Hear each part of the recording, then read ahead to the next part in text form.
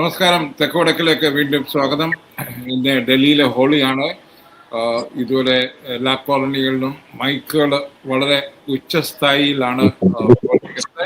ഇപ്പോഴാണ് ഒന്ന് ചെവിക്കൊക്കെ ആശ്വാസം കിട്ടുന്നത്. പക്ഷേ കേരളത്തില് ഇന്ന് വളരെ വളരെ വളരെ വളരെ ദൂരവ്യാപക രാഷ്ട്രീയ പ്രത്യാഘാതമുള്ള സംഭവങ്ങളൊക്കെ നടക്കുന്നു എന്ന് കേൾക്കുന്നു.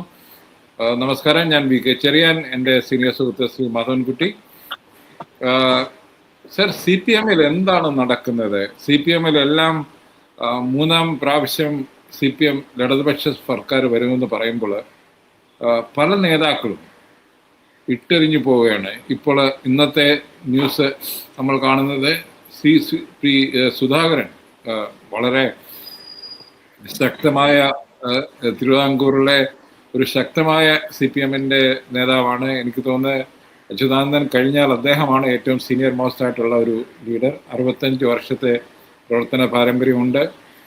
അങ്ങനെ ഒരാൾ രാജിവെക്കുമ്പോൾ, അതുപോലെ പയ്യന്നൂർ എന്ന് പറയുന്നത് സി പി എമ്മിൻ്റെ ഒരു കോട്ട തന്നെയാണ് എന്ന് പറയാം. അവിടെ ഒരു പഴയ സഖാവ് കുഞ്ഞികൃഷ്ണൻ പാർട്ടി വിടുന്നു. പാർട്ടിയുടെ പിരിവിനെതിരെ ഒരു ബുക്ക് തന്നെ പബ്ലിഷ് ചെയ്യുന്നു. അങ്ങനെ പലരും സി പി ഐയിൽ നിന്നും പോന്നു. ഐഷ പോറ്റി പോയത് നമ്മൾ കണ്ടു. എന്താണ് സാർ നടക്കുന്നത്? ഈ മൂന്നാം വട്ടം തിരിച്ചു വരും എന്ന് പറയുമ്പോൾ ഒഫീഷ്യൽ സ്റ്റാൻഡ് ഒരു തരത്തിൽ പറഞ്ഞാൽ അത് പൊള്ളയാണെന്നാണോ ഈ സംഭവങ്ങളൊക്കെ കാണിക്കുന്നത് സാർ? ഒഫീഷ്യൽ പാർട്ടിയുടെ ഔദ്യോഗിക നിലപാടിനെതിരെ നയങ്ങൾക്കെതിരെയുള്ള കലാപമായിട്ടല്ല ഈ നടക്കുന്ന. ഇപ്പൊ ഈ അടുത്ത കാലത്ത് സി പി എമ്മിൽ താങ്കൾ സൂചിപ്പിച്ച കാര്യങ്ങളുടെ ഒന്നും പുറകിൽ പ്രകടമായിട്ടുള്ള നയപരമോ രാഷ്ട്രീയപരമോ അല്ലെങ്കിൽ പ്രത്യയശാസ്ത്രപരമായ ഒരു കാര്യവും ഈ പുറത്തു പോകുന്നവർ പറയുന്നില്ല. അവർ പറയുന്നത് വ്യക്തിപരമായ അവഗണനയുടെ കഥ പറഞ്ഞുകൊണ്ടും അതിൽ പാർട്ടിയുടെ നയത്തെ ഞങ്ങൾ സ്വീകരിക്കുന്നു, എന്നാൽ MLA ആയ മധുസൂദനന്റെ നേതൃത്വത്തിലുള്ള രക്തസാക്ഷി ഫണ്ടിന്റെ കുഴപ്പത്തെക്കുറിച്ച് ഞങ്ങൾക്ക് പരാതിയുണ്ട്. അപ്പൊ ഇതിൽക്ക് ഇപ്പൊ സംഭവിച്ചുകൊണ്ടിരിക്കുന്ന ഈ തെരഞ്ഞെടുപ്പിന്റെ തലേന്ന് കേരളത്തിലെ ഏറ്റവും വലിയ ബഹുജന പ്രസ്ഥാനമായ CPM, അതുപോലെ ഇന്ത്യയിൽ ഇപ്പോൾ അവശേഷിക്കുന്ന ഒരു ബഹുജന വിപ്ലവ പാർട്ടിയായിട്ടുള്ള, അതായത് കേരളത്തിലെ ഘടകമാണ്. അവിടെ സംഭവിച്ചുകൊണ്ടിരിക്കുന്നത് വളരെ സങ്കീർണവും വിചിത്രവുമാണ്. കാരണം ഏറ്റവും ഒടുവിൽ തിരഞ്ഞെടുപ്പിന്റെ ഈ സ്ഥാനാർത്ഥി നിർണയത്തെ ചൊല്ലിയുള്ള അഭ്യൂഹങ്ങളുടെ ഇടയ്ക്കാണ് സുധാകരന്റെ ഇന്നത്തെ വളരെ രാഷ്ട്രീയ പ്രാധാന്യമുള്ള പ്രസ്താവന. ഈ പറയുന്ന, ഞാൻ പാർട്ടി അംഗത്വം പുതുക്കുന്നില്ല, ഞാൻ ഇനി പാർട്ടി അംഗമായി തുടരുന്നില്ല, ഞാൻ 6 പതിറ്റാണ്ട് പാർട്ടിയെ പ്രവർത്തിക്കുന്നു, എന്നെ അവഗണിക്കുന്നു, എന്നെ പരിഹസിക്കുന്നു, പാർട്ടി സംസ്ഥാന സെക്രട്ടറി തന്നെ പരിഹസിച്ച് ചിരിക്കുന്നു തുടങ്ങിയ ഒരു കമ്മ്യൂണിസ്റ്റ് പാർട്ടിയിൽ ഞാൻ എൻ്റെ ഒരു പരിചയത്തിൽ ഈ രാഷ്ട്രീയ വിദ്യാർത്ഥി എന്നുള്ള നിലയ്ക്കും ഒരു ഇടതുപക്ഷ അനുഭാവി എന്നുള്ള നിലയ്ക്കും ഒരു പത്രപ്രവർത്തകൻ എന്നുള്ള നിലയ്ക്കും കമ്മ്യൂണിസ്റ്റ് മാർക്സിസ്റ്റ് പാർട്ടിയിൽ ഇതുവരെ കാണാത്ത തരത്തിലുള്ള ഒരു സംഘർഷമാണ് ഉരുത്തിരിഞ്ഞു വരുന്നത്. അതിൽ ഒന്ന് പ്രധാനമായിട്ട് ഇതെല്ലാം വ്യക്തിപരമായ താല്പര്യങ്ങളുടെ പേരിലാണ് ഈ നടക്കുന്ന ഈ പറയുന്ന പരസ്യമായിട്ടുള്ള പാർട്ടിയുമായിട്ടുള്ള ബന്ധം മോശമാകുന്നത്. അത് തന്നെ കാണിക്കുന്നത് പൊതുവായി പറയുന്ന കേൾക്കുന്നുണ്ട്. കേരളത്തിൽ ഇന്നത്തെ മുഖ്യമന്ത്രിയിൽ പാർട്ടിയുടെ എല്ലാ പവറും കേന്ദ്രീകരിച്ചിരിക്കുകയാണ്. അതുകൊണ്ട് അദ്ദേഹത്തിന്റെ പ്രീതിയില്ലാത്തവർക്കൊന്നും, എത്ര സീനിയർ ആണെങ്കിലും എത്ര ആത്മാർത്ഥതയുള്ളവരാണെങ്കിലും എത്ര ഐഡിയോളജിക്കൽ കമ്മിറ്റഡ് ആണെങ്കിലും അവർക്കാർക്കും സ്ഥാനമില്ല ആ പാർട്ടിയിൽ, അതിന്റെ പോളിസി മേക്കിങ്ങിലെ, അതിന്റെ പ്രവർത്തനത്തിലെ, തെരഞ്ഞെടുപ്പില്. എന്താണോ ഇതൊക്കെ കാണിക്കുന്നത്? അല്ല, അങ്ങനെ അതിൽ ഒരു വലിയ ശതമാനം യാഥാർത്ഥ്യമുണ്ട്. കാരണം ഇന്ന് പാർട്ടി, ഇത് പണ്ട് സ്റ്റാലിനെ കുറിച്ച് പറഞ്ഞതുപോലെ, കേന്ദ്ര കമ്മിറ്റി എന്ന് പറയുന്നത് പാർട്ടിയുടെ ജനറൽ സെക്രട്ടറി ആയി മാറുന്നു എന്നുള്ള അർത്ഥത്തിൽ സ്റ്റാലിനെ കുറിച്ച് പറയുകയുണ്ടായി. അതുപോലെ തന്നെ ഇന്ന് കേരളത്തിലെ പാർട്ടി ഘടകം എന്ന് പറയുമ്പോൾ അത് പിണറായിയായി മാറിക്കൊണ്ടിരിക്കുന്നു എന്നുള്ളത് പറയാതെ തന്നെ എല്ലാവരും അംഗീകരിക്കുന്ന ഒരു കാര്യമാണ്. അതിന് നിരവധി അപ്പൊ ഒരു ക്വസ്റ്റ്യൻ ഉണ്ട് സാർ. ഇപ്പൊ നടക്കുന്നത് മൊത്തം പിണറായിക്കെതിരെയുള്ള ഒരു പാളയത്തിൽ പടയാണോ? അത് ചെറിയാനത് മനസ്സിലാക്കേണ്ടത് ഇങ്ങനെയാണ്. ഒരു കാര്യം, ഇത് ഒരു വസ്തുതയാണെന്നിരിക്കെ ഈ വസ്തുത എപ്പോഴാണ് രൂപപ്പെട്ടത്? സഖാവ് പിണറായി വിജയൻ ആദ്യത്തെ ടേമിൽ തിരഞ്ഞെടുക്കപ്പെട്ട കാലഘട്ടം മുതൽ ക്രമേണ രണ്ടാം തവണ അധികാരത്തിലെത്തുമ്പോൾ ഇത് ഒരു പുള്ളിയുടെ വ്യക്തിപ്രഭാവം ഒരു പ്രധാന ഘടകമായി പാർട്ടിയിൽ മാറുന്നു. എന്നാൽ അതിനുശേഷം ഈ കഴിഞ്ഞ 10 വർഷം നടന്ന പാർട്ടിയുടെ നിരവധി സമ്മേളനങ്ങളിൽ, ഉൾപാർട്ടി കമ്മിറ്റി യോഗങ്ങളിൽ ആരും ഇത് താങ്കളും ഞാനും ഇന്ന് സംസാരിക്കുന്ന ഈ വ്യക്തിപ്രഭാവത്തിന്റെ കാര്യം ഉന്നയിക്കുന്നില്ല. അവിടെയാണ് പാർട്ടിയുടെ പരാജയം.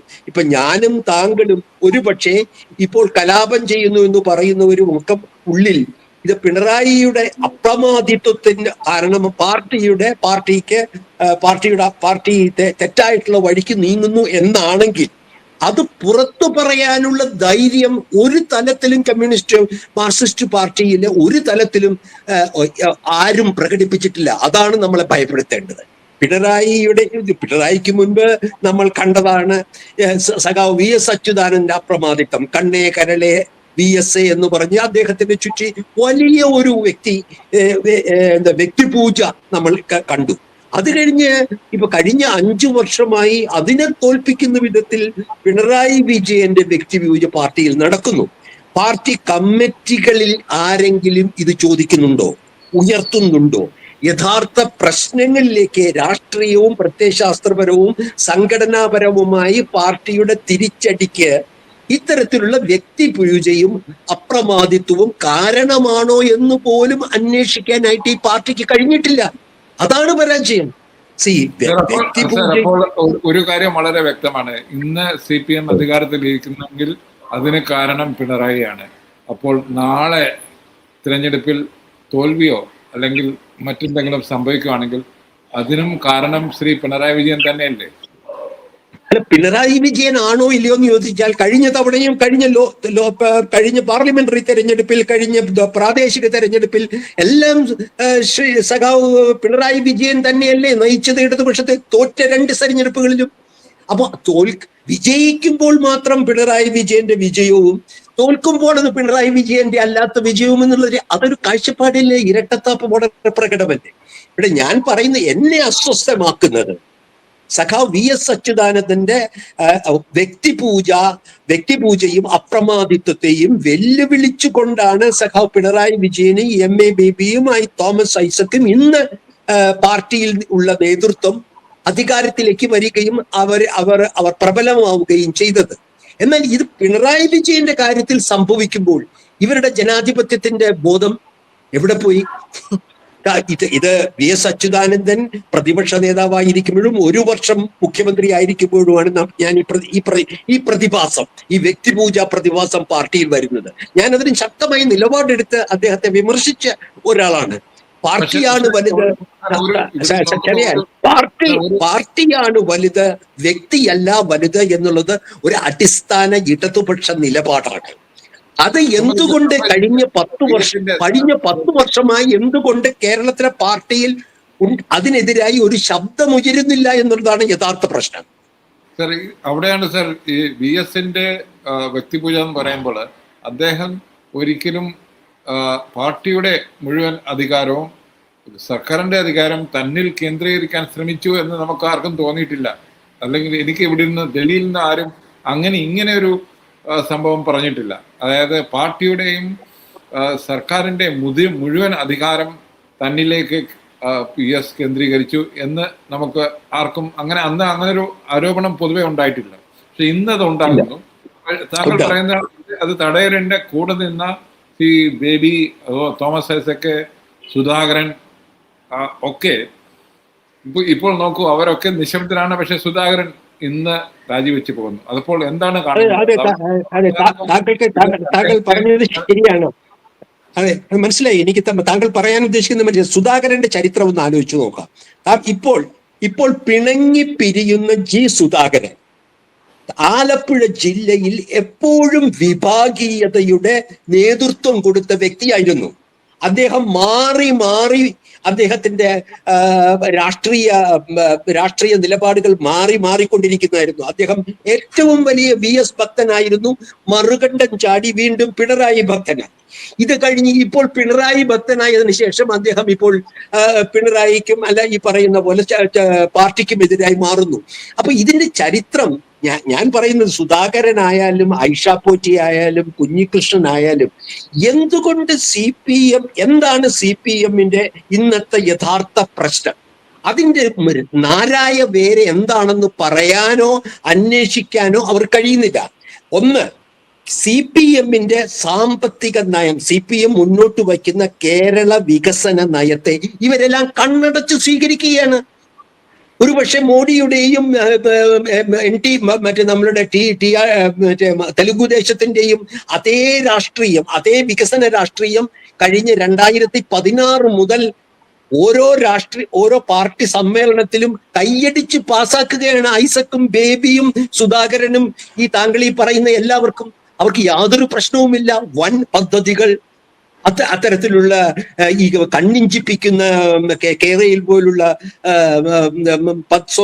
സ്വകാര്യ മൂലധനം ആവശ്യപ്പെടുന്ന പദ്ധതികൾ, സാമൂഹ്യ മേഖലയ്ക്ക് താരതമ്യേന കിട്ടുന്ന അപ്രധാനമായിട്ടുള്ള വിഹിതം, ഇതിനെക്കുറിച്ചൊന്നും ഒരു പരാജയവുമില്ല. ഒരു കാര്യം കൂടി ഞാൻ പറയട്ടെ പ്ലീസ്, എന്നാലും കാര്യം ഇത് പൂർണ്ണമാവുകയുള്ളൂ.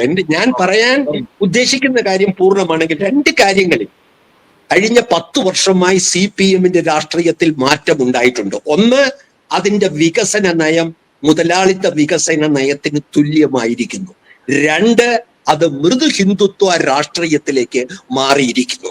ഇതാണ് CPM-നെ സംബന്ധിച്ചുള്ള ഏറ്റവും ഈ പറയുന്ന അടിസ്ഥാനപരമായി സംഭവിച്ചുകൊണ്ട് എന്റെ കാഴ്ചപ്പാടിൽ സംഭവിച്ചിരിക്കുന്ന മാറ്റം. അധികാരം പ്രധാനമായിരിക്കുന്നു, പ്രതിപക്ഷ പ്രക്ഷോഭം ഇല്ലാതായിരിക്കുന്നു. ഇത് ഒരു ഭരണ പാർട്ടിയായി മാറിക്കൊണ്ടിരിക്കുകയാണ് കഴിഞ്ഞ 10 വർഷമായി. ഇത് അടിസ്ഥാനപരമാണ്, അസ്തിത്വപരമാണ് ഒരു കമ്മ്യൂണിസ്റ്റ് പാർട്ടിയെ സംബന്ധിച്ചിടത്തോളം. അതിനെതിരെ ഈ വിമതന്മാർക്കൊന്നും ഒരു പരാതിയില്ല. ഐഷ പോറ്റിക്ക് അവർക്ക് കാറ് കൊടുത്തില്ല, അവരെ വിളിച്ചില്ല എന്ന് പറയുന്നു. ഇപ്പൊ സുധാകരൻ പറയുന്നു എന്നെ ഒരു പരിപാടിക്കും വിളിച്ചില്ല. ഇത് വ്യക്തിപരമായ അവഗണനയും പരാതിയുമല്ല കമ്മ്യൂണിസ്റ്റ് പാർട്ടിയുടെ രാഷ്ട്രീയമായിട്ടുള്ള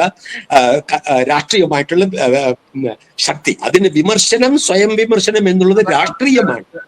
സർ, താങ്കൾ പറയുന്നത് അതായത് ideology, communist party science ideology ആയിരിക്കുന്നു CPM കേരളത്തിൽ എന്ന് പറയേണ്ടി വരുമോ? അല്ല, അത് അങ്ങനെ ആകുമ്പോൾ അതിനേക്കാട്ടിലും അപകടം. അങ്ങനെ ആകുമ്പോൾ അതിനെതിരെ ആ കാരണം പറഞ്ഞ് ആരും വിമതരാവുന്നില്ല. അതാണ് പേടിക്കേണ്ടത്. സാധാരണ VS അച്യുതാനന്ദന്റെ കാര്യത്തിൽ എന്താണ് സംഭവിച്ചത്? VS അച്യുതാനന്ദന്റെ കൂടെ നിന്നവരാണ് ഇവരെല്ലാം. കടകംപള്ളി സുരേന്ദ്രൻ, ഈ ജി സുധാകരൻ, ഇന്ന് പിണറായിയുടെ കൂടെ പിന്നീട് പോയ എല്ലാവരും ഒരു കാലത്ത് VS അച്യുതാനന്ദന്റെ ഭക്തരായിരുന്നു. അത് കഴിഞ്ഞ് വീണ്ടും ഇപ്പോൾ പിണറായി ഭക്തരായി അവർ മാറുന്നു. എന്നാൽ പാർട്ടിയുടെ രാഷ്ട്രീയത്തിൽ വന്നിരിക്കുന്ന മാറ്റത്തെക്കുറിച്ച് ഇവർക്ക് യാതൊരു ആശങ്കയുമില്ല. അതുകൊണ്ട് എന്നെ സംബന്ധിച്ച് പാർട്ടിയിൽ വന്നിട്ടുള്ള ഈ പറയുന്ന ഭരണ പാർട്ടി എന്ന നിലയിലേക്ക് CPM മാറിയിരിക്കുന്നു. വെറും ഭരണ കക്ഷി എന്നുള്ളത് അത് പാർട്ടിയുടെ കേഡർമാരുടെയും സൈബർ ഇതുകളിൽ നിങ്ങൾ കേട്ടറിയാം. ഈ സർക്കാരിന്റെ വിജയകഥകൾ ആവർത്തിക്കുക എന്നതിനപ്പുറം എങ്ങനെ നമുക്ക് ഫാസിസത്തെ കേരളത്തിൽ തടുക്കാൻ കഴിയും? എന്ത് തരം ഐക്യമുന്നണികൾ നമ്മൾ ഉണ്ടാക്കണം? എങ്ങനെയാണ് ഇപ്പോഴും അവശിഷ്ടമായിട്ടുള്ള കേരളത്തിലെ യഥാർത്ഥ ഇനിക്വാലിറ്റിയുടെ പ്രശ്നങ്ങൾ, അസമത്വത്തിന്റെ പ്രശ്നങ്ങൾ, ഇതിനെക്കുറിച്ചൊന്നുമുള്ള ഒരു ആശങ്കയും ഉത്കണ്ഠയും പാർട്ടിയുടെ കാഡർമാർക്ക് പോലും ഇന്നില്ല. നിങ്ങൾക്ക് ശ്രദ്ധിച്ചാൽ മനസ്സിലാവും, CPM-നോട് പിണങ്ങിപ്പോകുന്നവരൊക്കെ പോകുന്നത് കോൺഗ്രസിലേക്കും BJP-യിലേക്കുമാണ്. ഇപ്പോൾ നമ്മൾ ഇടുക്കിയിലെ രാജേന്ദ്രൻ പോയത് BJP-യിലേക്കാണ്, അല്ലേ? അവിടെ സർ അത് ഞാൻ പറയുന്നത് അതാണ്. അതായത് കേരളത്തിലെ CPM എന്ന പാർട്ടി ഒരു കമ്മ്യൂണിസ്റ്റ് പാർട്ടിയെ ഡിഫറെന്റ് ആക്കുന്നത് അതിന്റെ ഐഡിയോളജിക്കൽ കമ്മിറ്റ്മെന്റ് ആണ്, ഐഡിയോളജിക്കൽ ഓറിയന്റേഷൻ ആണ് എന്ന് എല്ലാവർക്കും അറിയാം. അതിന്റെ ഓപ്പോസിഷണൽ റോളാണ്. അതൊരിക്കലും ഒരു ഭരണകക്ഷിയായി മാത്രം നിൽക്കാൻ കഴിയില്ല CPM-ന്. അപ്പോൾ ആ ഐഡിയോളജിക്കൽ കമ്മിറ്റ്മെന്റ്, ഐഡിയോളജിക്കൽ കോർ എന്ന് പറയുന്ന കമ്മ്യൂണിസ്റ്റ് പാർട്ടിയുടെ അത് കേരളത്തിന്റെ CPM-നെ നഷ്ടപ്പെട്ടിരിക്കുന്നു എന്നാണ് നമുക്കിപ്പോൾ പറയേണ്ടി വരുന്നത്, അല്ലേ സർ? അത് നഷ്ടപ്പെട്ടുകൊണ്ടിരിക്കുന്നു എന്ന് ഞാൻ പറയും. അത് തിരിച്ചു പിടിക്കാൻ ഉൾപാർട്ടി യാതൊരു ശ്രമവും കാണുന്നില്ല എന്നുള്ളതാണ് ദുരന്തം. കാരണം വെസ്റ്റ് ബംഗാളിൽ സംഭവിച്ചത് വളരെ പിന്നീടാണ്. എന്തുകൊണ്ട് ഭൂമിയുടെ കാര്യത്തിൽ എന്ത് സംഭവിച്ചു? ബുദ്ധദേവ് ഭട്ടാചാര്യയുടെ വികസന നയങ്ങൾക്ക് എന്തുകൊണ്ട് കർഷക ജനതയെ കൂടെ നിർത്താൻ കഴിഞ്ഞില്ല തുടങ്ങിയ പ്രശ്നങ്ങൾ ഇവരുടെ മുമ്പിലുണ്ടല്ലോ. ത്രിപുരയിൽ എങ്ങനെയാണ് RSSും BJPയും സുപ്രഭാതത്തിൽ വന്ന് അവരുടെ ആദിവാസികളുടെ അടക്കമുള്ള പാർട്ടി അംഗങ്ങളെ അവരുടെ പക്ഷത്തേക്ക് ആക്കിയതെന്നുള്ള ചരിത്രം അവർക്കറിയാമല്ലോ. കേരളത്തിൽ കഴിഞ്ഞ തിരഞ്ഞെടുപ്പുകളിൽ എങ്ങനെയാണ് അവർക്ക് സ്ഥിരമായി വോട്ട് ചെയ്തിരുന്ന ഈഴവ സമൂഹത്തിൽപ്പെട്ട സഖാക്കൾ BJPക്കും മറ്റും വോട്ട് ചെയ്തിരുന്ന ചരിത്രം ഇവിടെ ഉണ്ടല്ലോ. അപ്പൊ ഇതെല്ലാം കാണിക്കുന്ന രാഷ്ട്രീയത്തെ കുറിച്ച് എന്തുകൊണ്ടാണ് ഈ പറയുന്ന കുഞ്ഞികൃഷ്ണനും G. സുധാകരനും ഐഷ പോറ്റിക്കും രാജേന്ദ്രനും ഒന്നും ഒരു പരാതിയുമില്ല. അവരും മറ്റൊരു പാർട്ടി പോലെയാണ് CPM-നെ കാണുന്നത് എന്ന അവസ്ഥയാണ് എന്നെ ഭയപ്പെടുത്തുന്നത്. തിരഞ്ഞെടുപ്പിന്റെ സമയത്ത് വരുന്ന ഈ മുറുമുറുപ്പുകളൊക്കെ കാണിക്കുന്നത് പാർട്ടിയാകെ ഇത്തരത്തിലുള്ള വ്യക്തിവാദത്തിന്റെയും പാർലമെന്ററി ക്രെറ്റനിസം എന്ന് പറയും, ഒരുതരം പാർലമെന്ററിസത്തിലേക്ക് മാറുന്ന കാഴ്ചയാണ് നമ്മളെ ഭയപ്പെടുത്തുന്നത്. കാരണം ഇപ്പോൾ ഇനി ഉയരാൻ പോകുന്ന വെല്ലുവിളി കോൺഗ്രസിന്റെ വെല്ലുവിളി പോലെ അല്ല, ഇതുവരെ നേരിട്ടിരുന്ന വിമോചന സമരം പോലെയുള്ള ഒരു രാഷ്ട്രീയമല്ല. വളരെ ഒരു അർദ്ധ സൈനിക RSSന്റെ നേതൃത്വത്തിലുള്ള ഒരു കേന്ദ്ര ഗവൺമെന്റ് ആണ് CPM-നെയും ഇടതുപക്ഷത്തെയും കേരളത്തിൽ നേരിടാൻ തയ്യാറായി നിൽക്കുന്നത് എന്ന് മനസ്സിലാക്കണം. അപ്പോൾ കൂടുതൽ രാഷ്ട്രീയം വേണ്ട സമയത്ത് ഉള്ള രാഷ്ട്രീയം കൂടി ചേരുന്നതാണ് ഞാൻ കാണുന്നത്. അപ്പോൾ സാറ് എന്താണ് ഈ CPM-ന്റെ ഭാവി കേരളത്തിൽ? എന്താണ് കേരളത്തിലെ ഭാവി നിൽക്കുന്നത് പാർട്ടിയുടെ അണികളുടെയും പാർട്ടിയുടെ ഇനിയും രാഷ്ട്രീയ ബോധവും കമ്മ്യൂണിസ്റ്റ് ബോധവുമുള്ള അതിന്റെ നേതാക്കളും ഇതിനോട് എങ്ങനെ പ്രതികരിക്കുമെന്നാണ്. അത് ഒരു തെരഞ്ഞെടുപ്പ് തോൽവിക്ക് ശേഷം പ്രതികരിക്കുന്നതിൽ കാര്യമില്ല. ഒരു തെരഞ്ഞെടുപ്പ് തോൽവിക്ക് ശേഷം പ്രതികരിക്കുന്നത് കൊണ്ട് നിങ്ങൾക്ക് തിരിച്ചു വരാനുള്ള സാധ്യത കുറയുകയാണ് ഇന്നത്തെ സാഹചര്യത്തിൽ. അതുകൊണ്ട് തിരുത്തേണ്ട സമയത്ത് പാർട്ടിയെ തിരുത്തണം. കേരളത്തിന്റെ നവവികസന രേഖ എന്ന് പറയുന്നതിന്റെ അതിന്റെ പ്രത്യയശാസ്ത്രപരമായ അതിന്റെ ഉള്ളടക്കം വെല്ലുവിളിച്ചിട്ടുണ്ടോ? ഇവർ പറഞ്ഞിട്ടുണ്ടോ? കേരളയിൽ എന്നുള്ളതിന്റെ രാഷ്ട്രീയം എന്താണ്?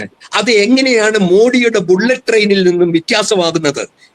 ഇത്തരത്തിലുള്ള അടിസ്ഥാനപരമായ കാര്യങ്ങൾ സാമ്രാജ്യത്വ മൂലധനത്തിനെയും സ്വകാര്യ മൂലധനത്തെയും ഏത് അതിർത്തി വരെ നമുക്ക് കൊണ്ടുപോകാൻ കഴിയും? ഇപ്പൊ കൊച്ചിയില് പിന്നെ ശുദ്ധജല വിതരണം ഒരു സ്വകാര്യ കമ്പനിയാണ് ഇനിമേൽ ഇന്നലെ മുതൽ തുടങ്ങുന്നത്. ADPക്കെതിരായി ഞാൻ പറയുന്നത് പഴയ രീതിയിലുള്ള സമരങ്ങളോ പഴയ രീതിയിലുള്ള ശത്രുക്കളോ വേണമെന്നല്ല. പക്ഷെ അടിസ്ഥാനപരമായി ഈ പാർട്ടി ഒരു തിരഞ്ഞെടുപ്പ് രാഷ്ട്രീയം മാത്രം ശ്രദ്ധിക്കുന്ന ഒരു പാർട്ടിയായി മാറിക്കൂടാ. അത് അങ്ങനെ മാറുന്നതോടുകൂടി ഇത് ഒരിക്കൽ തോറ്റാൽ പിന്നെ ഒരിക്കലും തിരിച്ചു വരാൻ കഴിയുകയില്ല. ഇത്തരത്തിലുള്ള പാർട്ടിക്കകത്ത് അതിനുള്ള ഒരു ശ്രമം ഉണ്ടാവുകയാണെങ്കിൽ അത് തന്നെയാണല്ലോ നമ്മൾ ബംഗാളിലും ത്രിപുരയിലും കണ്ടത്. ബംഗാളിൽ നമ്മൾ പലരും വിചാരിച്ചു 10 അല്ലെങ്കിൽ 15 വർഷത്തിന് ശേഷം തിരിച്ചു വരുമെന്ന്. പക്ഷേ 10 വർഷം കഴിഞ്ഞപ്പോൾ നമ്മൾ കണ്ടു അസംബ്ലിയിൽ സീറോ റെപ്രസെന്റേഷൻ.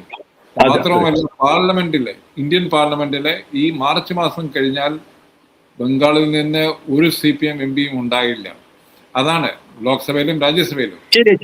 100% ശരിയാണ് ചെറിയാൻ. കാരണം ഒരു കാര്യം കൂടി ചെറിയാൻ ഞാൻ ഓർമ്മിപ്പിക്കുകയാണ്. ഇതില് കോൺഗ്രസുമായി സഖ്യത്തിൽ മത്സരിച്ചിട്ടും വിജയിക്കുന്നില്ല. ബംഗാളിൽ ഒറ്റയ്ക്ക് മത്സരിച്ചിട്ടും വിജയിക്കുന്നില്ല.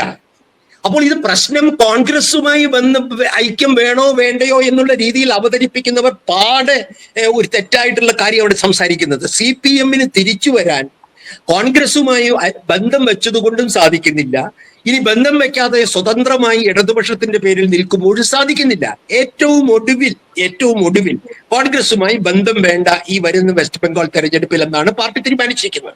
കോൺഗ്രസ് CPM ബന്ധമില്ലാതെ അവർ പരസ്പരം മത്സരിക്കാൻ പോവുകയാണ് ബംഗാളിൽ.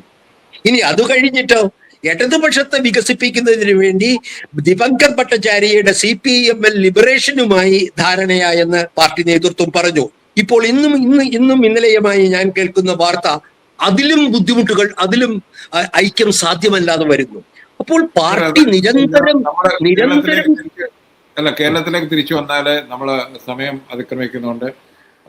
അതായത് താങ്കൾ പറഞ്ഞു വെക്കുന്നത് CPMന്റെ അടിസ്ഥാനമായ കമ്മ്യൂണിസ്റ്റ് പ്രത്യയശാസ്ത്രത്തിൽ നിന്നും വളരെ അകന്ന് അധികാര രാഷ്ട്രീയത്തിന്റെ ഒരുതരം മത്തുപിടിപ്പിക്കുന്ന സിറ്റുവേഷനിലേക്ക് പോയി കഴിഞ്ഞിരിക്കുന്നു. അത് ഈ ഇലക്ഷന് മുമ്പേ തിരുത്തിയില്ലെങ്കിൽ ബംഗാളിന്റെയും ത്രിപുരയുടെയും അവസ്ഥ അത് തന്നെയാണ് ഞാൻ പറയാൻ ഉദ്ദേശിച്ചത്. കാത്തിരിക്കുന്നു എന്ന് പറയേണ്ടി വരും. നന്ദി, നമസ്കാരം. വേറൊരു വിഷയമായി ഞങ്ങൾ വീണ്ടും നിങ്ങളുടെ മുമ്പിൽ വരുന്നു.